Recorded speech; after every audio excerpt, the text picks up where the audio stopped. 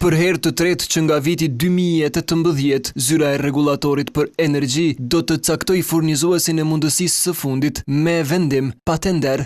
Kjo pasi për herë të dytë dështoi tenderi për zgjedhjen e ofruesit të këtij shërbimi tranzitor për konsumatorët që mbesin pa furnizues me energji elektrike. Procesin e prokurimit, të cilin e hapi në nëntor, ZRE-ja e shpalli të dështuar në fund të dhjetorit në mungesë të interesimit nga kompanitë furnizuese. Ftesës për shprehje të interesit për të aplikuar në tenderin për zgjedhje të furnizuesit të mundësisë së fundit nuk i është përgjigjur asnjë i licencuar për furnizim me energji elektrike në Kosovë. Vendimi u arsyetua me mungesën e konkurrencës referuar në enit 4 të rregullës për furnizuesin e mundësisë së fundit apo FMF-n, që parasheh që në garë të jenë së paku 2 kompani që përmbushin kriteret e pranueshmërisë.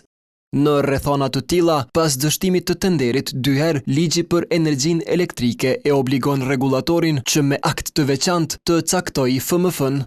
Pas dështimit të tenderit të parë të shpallur në pranverën e këtij viti, ZRE-ja vendosi që për 6 muaj nga 31 korriku 2025 deri më 30 janar 2026 këtë obligim t'ia vendos Korporatës Energjetike të Kosovës.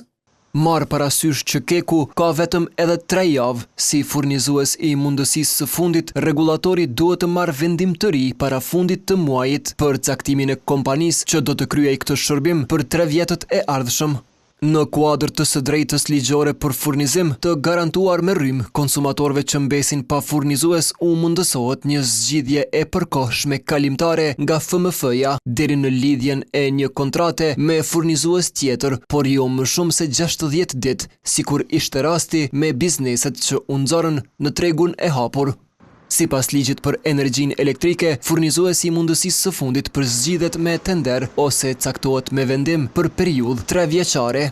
Deri tani asnjë tender nuk ka rezultuar i suksesshëm. Më 2022, pas dështimit në prokurim, 2 herë me akt të veçantë rregullatori i dha Kekut këtë obligim deri në fund të korrikut 2025. Skenar i njëjtë ishte edhe në periudhën 3 vjeçare paraprake 2018-2021, kur ZRE-ja me vendim furnizues të mundësisë së fundit kishte caktuar Keskon.